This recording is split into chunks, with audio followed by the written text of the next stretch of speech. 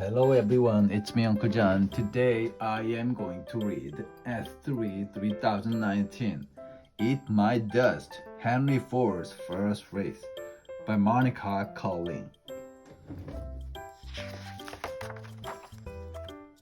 Summary of the story is it relates the excitement caused by Henry Ford as he drove the horseless carriage he built, particularly when he decided to win a race to get money to build a new car that anyone could afford. Henry Ford liked to drive. He liked to drive into town. People got excited when they saw him. "There's that crazy Henry driving his horseless buggy again," they said. Ladies ran for the sidewalk.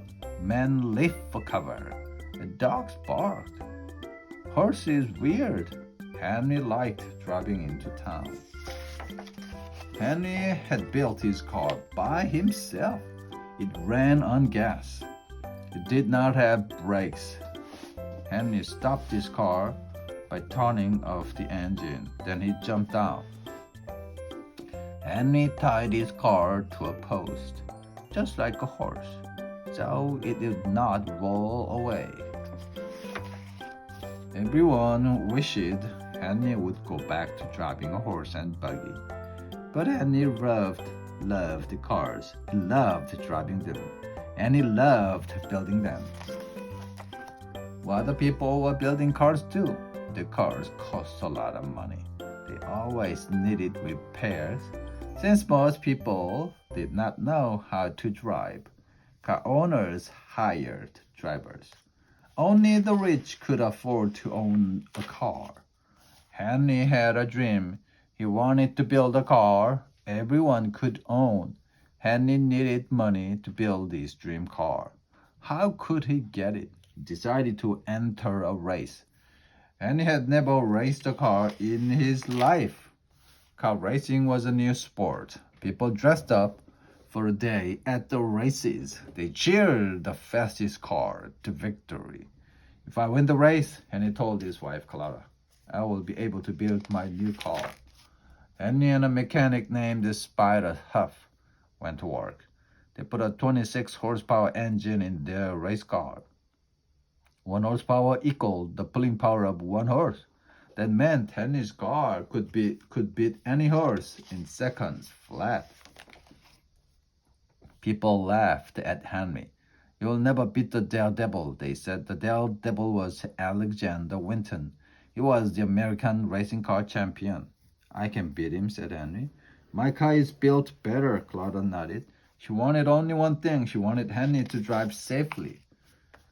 The races were held at a track near Detroit, Michigan. Henry entered a 10-mile race. The prize was $1,000. 8,000 people filled the stands that day. The 10-mile race was the last race of the day. Henry and Winton were the only racers on the track. The Daredevil smiled at Henry. He tipped his head. Henry tipped his head and smiled back. "On your marks," shouted the starter.